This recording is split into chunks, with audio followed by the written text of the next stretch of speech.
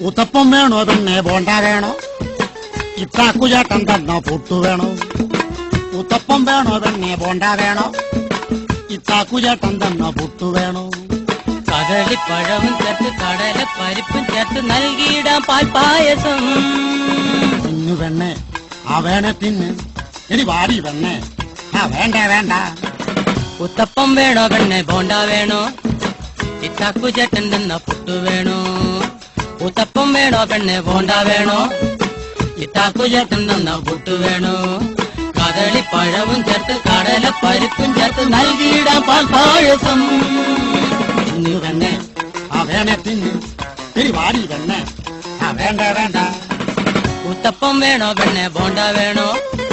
ഇത്താക്കുചേട്ടൻ തന്ന